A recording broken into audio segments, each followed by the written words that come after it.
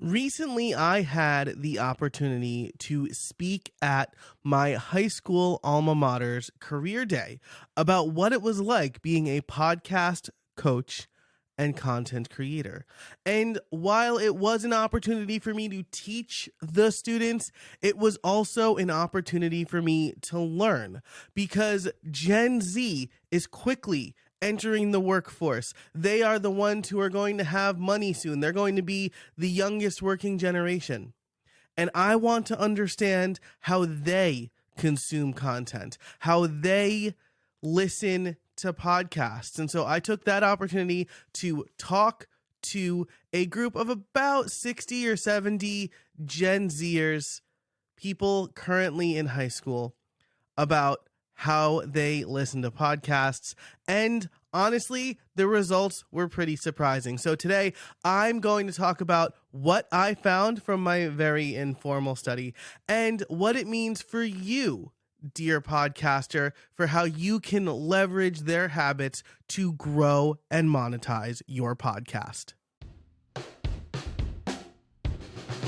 Having a profitable podcast is like having any other profitable business. You need to make money, sure, but you also need to grow. You need to spend your time wisely, and you need predictability. A couple of sponsors won't make you a profitable podcaster, but having systems to stay consistent, create steady growth, and generate predictable income will. That's what you'll get with this show. Hi, I'm your host, Joe Casabona, and my podcasts have been profitable from day one. I'll share everything I know with you here on The Profitable Podcaster. Okay, so let me talk about what I learned. I had some preconceived notions, right? I mean, I'm an elder millennial, and I've been listening to podcasts for a long time.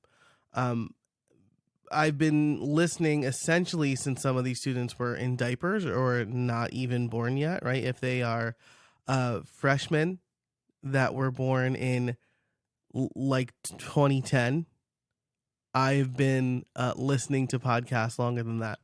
And I've been podcasting since they were probably my oldest daughter's age. So I have some preconceived notions about what podcasts are and how people consume them.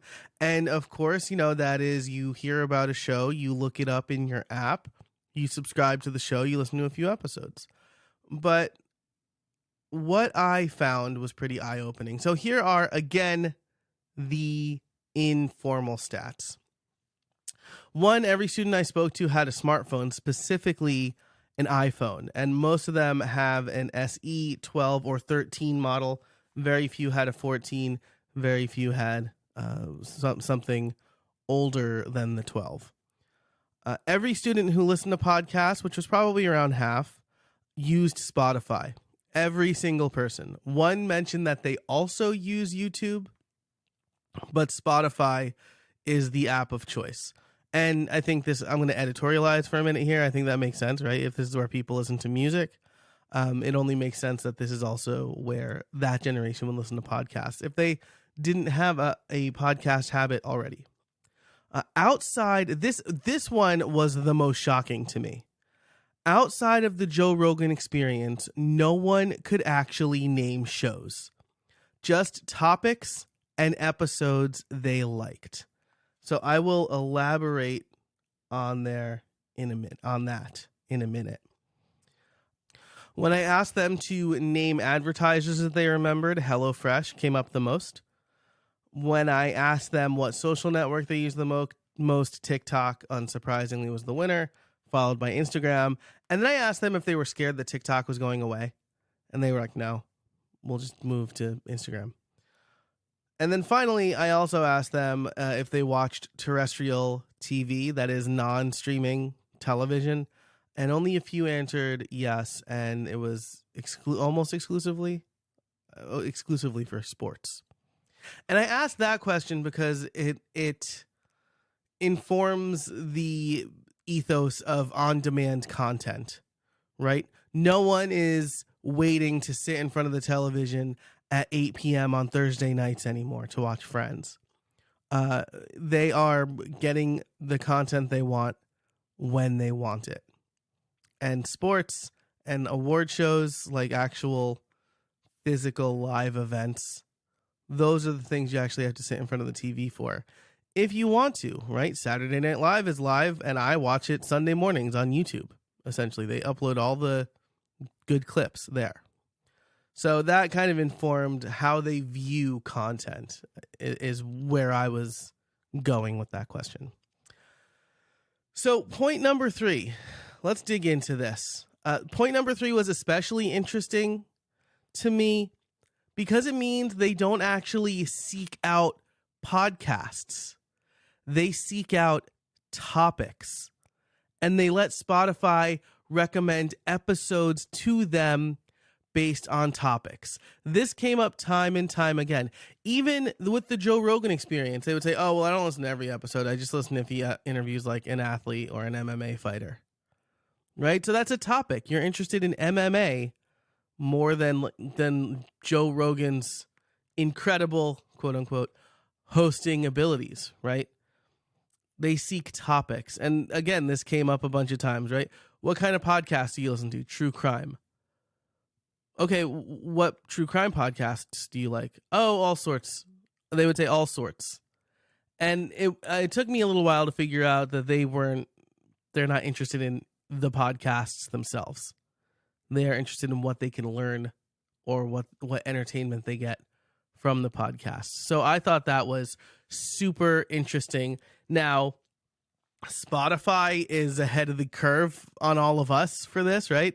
We thought they just announced a new vertical experience, and I was trying that in the app, right? And so it's just like TikTok.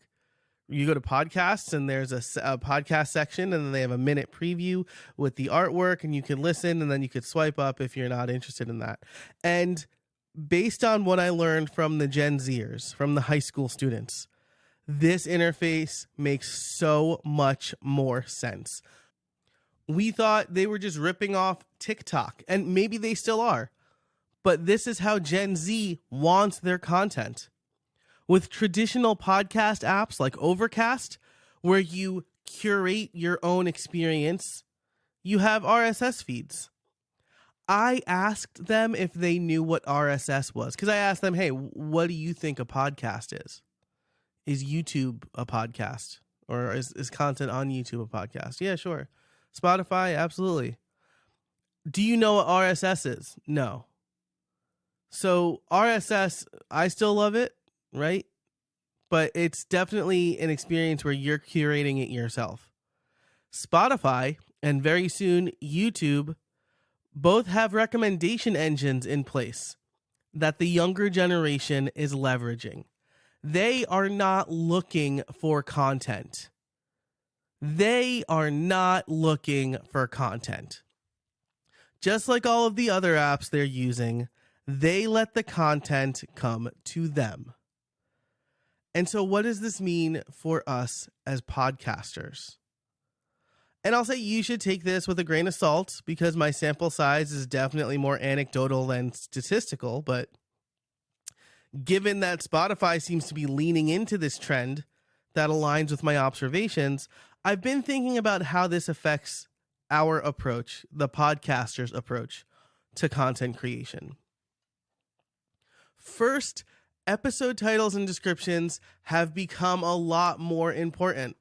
I've been preaching better titles for a long time, and if you are in part of my program, which is called Podcast Mastery, it used to be called The Playbook, now it's called Podcast Mastery. If you're in that program, you'll know this is one of the things I look at. If you've ever gotten an audit from me, this is one of the things I look at. I've been preaching this for a long time, but now they are likely a crucial part of how Spotify recommends content to prospective listeners. As far as I know, or at least it's not public, they aren't transcribing on the back end. Maybe they are now with all these AI tools that are out. Maybe they are leveraging transcripts that are included with podcasts, but we don't know that for sure. We don't know that the transcripts exist for sure. We know that a title and a description exist.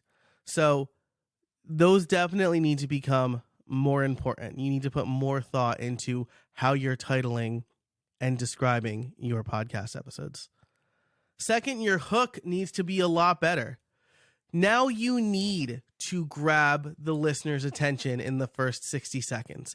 That's always been important. That's been important on YouTube. It's been important on podcasts. On TikTok, when you only had 60 seconds, it was more important. But now, since Gen Z listeners will be able to swipe away with the same amount of ease as on TikTok, you really want to make sure you're grabbing the attention and holding it tight. For my part, I've been thinking about how important the pre-roll call to action is. I'm currently working through if that might actually be a detriment on Spotify. It seems in my limited use of the app like they're trying to smartly pick an interesting part of the episode to preview, but sometimes they just pick the first 60 seconds. So it's still worth that consideration. Maybe instead of a pre-roll right out the gate, you have the cold open first. Cold open, and then intro, and then your quote-unquote pre-roll or early call to action. It's still something I'm thinking about, that I'm thinking through. So stay tuned. This will likely be an experiment in podcast mastery, where I try a few different ways to leverage Spotify for growth. Finally, artwork may become more important. I'm going to say may here. I'm not 100% on this, but using the Spotify interface, you're given a 60-second preview with artwork. So if you're not already, I recommend you start doing custom artwork for each episode. Yes, you have your regular cover, right? But if Spotify is recommending a bunch of your episodes and it's just the same cover, that's not going to grab attention. You want to have some variation. So I already do a blog post style artwork. I'm going to have my VA create a square style artwork as well. And thankfully, my new podcast host, Transistor, includes that, right? Includes that automatically. So does Buzzsprout, who currently hosts this show. So definitely make more of an effort with your artwork. I think the biggest takeaway is that after years of being pretty much the same, right? If we say the first podcast came out in 2002, it's almost 20 years of being the same. The way we discover and listen to podcasts is changing in a significant way.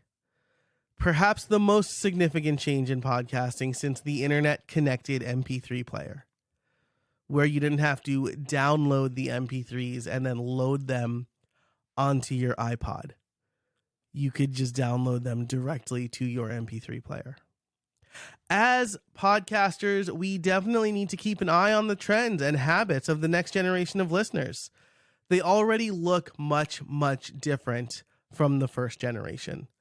And so this is something I'm going to keep thinking about and keep digging into. If you're interested in what I find and how I'm experimenting with it, check out Podcast Mastery over at podcastmastery.co. That's podcastmastery.co. It's my podcasting program where I help coaches, course creators, and authors build authority and grow their podcast.